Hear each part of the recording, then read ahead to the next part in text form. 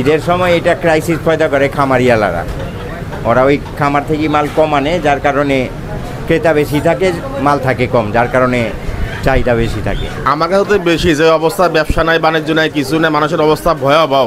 কিন্তু এখন ছেলে মেয়ে আছে, না নিয়েও উপায় নেই, আমাদের বাধ্য হয়ে নিতে হয়। যেখানে নিতাম 10 কেজি 5 কেজি, সেখানে নিতেছে এখন 2 কেজি 1 কেজি।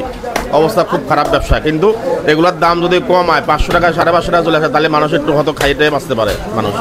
খাসি আপনার কিনেই পরে 1100, আর বরকি কিনা পরে 900, বেশি 1000। হাজার কাঁচা মাল না অনেক সময় উঠে নামা থাকে।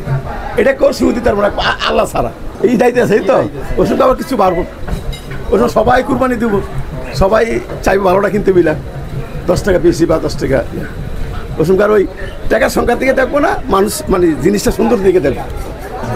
1200, আর ছাগল শুনলে 900, 1000। বাজারে চাহিদা 2000 মুরগি, ওরা আনে 1000 মুরগি। কারাকারি তো লাগবে। কৃত্রিম সংকট তৈরি করে ঈদের সময়। এটা ওই খামার থেকেই করে ওরা।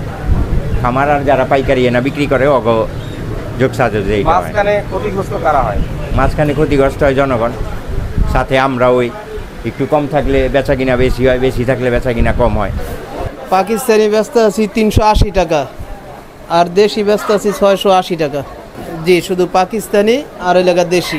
দেশিগুলো ব্যাপারী দেওয়া যায় দোকানে, ব্যাপারী দোকানে দেওয়া যায়, গ্রামের থেকে কিনে না। এখন আমাদের ব্যাপারী যা ধরে তাই তো আমরা বিক্রি করতে হবে। হ্যাঁ হ্যাঁ, অসাধু ব্যবসায়ীরা এটা করে, বেশিরভাগই করে এটা। এটা কিভাবে সম্ভব? হ্যাঁ সম্ভব। যেমন মনে করেন দেশি মুরগিগুলোর সাথে ওই মুরগিগুলো মিক্সার করে বিক্রি করে। এরপর পাকিস্তানি কালারগুলো আছে, দেশি কালারগুলো, এগুলো এই দেশির সাথে রাখে এরপরে দেশি করে বিক্রি করে। আপনাদের এখানে কি অরিজিনাল দেশি? আপনার মোবাইলে ভিডিও করে নিয়ে যান, যদি একটা ভেজাল পান তাহলে যা পদক্ষেপ আপনাদের নেওয়া দরকার তা আইনগতভাবে নেবেন। 780 টাকা, ভালো জিনিস ভালো দাম। ভালো জিনিস আনলে ভালো দামে বিকে, ভালো জিনিস সবসময় ভালো দামে বিকে।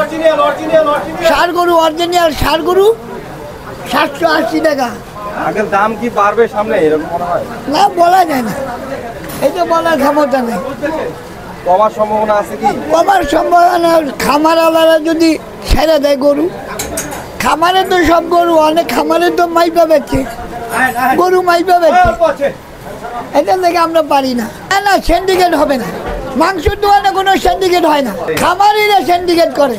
তারা সিন্ডিকেট করে গরুর দাম উঠা নামা কমে, ধরেন আজকে কমে দিয়ে বেচলো, আবার কালকে বেশি দামে বেচলো। তারা খাওয়াইয়া তারা মাইপা বেচে, আলাম গরু মাইপা বেচে। ওইগুলি গরু কিনা কোনো মানুষ পর্তা করে পারবে না, ওটা লস। ওই কারণে কি দাম বাড়ে? ওই কারণে দাম বাড়ে। অনেক বেশি যাচ্ছে। লাল ডিম 50 টাকা হালে বিক্রি করতে আছি, সব বিক্রি করতে আছি 1200, 10, 20 এরকম। সাদা ডিমে 1100 টাকা সব বিক্রি করতেছি। সাদা লেয়ার মুরগি। হাঁসের ডিম বর্তমান 60 টাকা হালি। লাল এটা হলো 50 টাকা, সাদাটা হলো কি আপনার 45 টাকা, আর সোনালী মুরগি হলো 70 টাকা। তবে 15-20 দিন আগে আরও কম ছিল আর কি।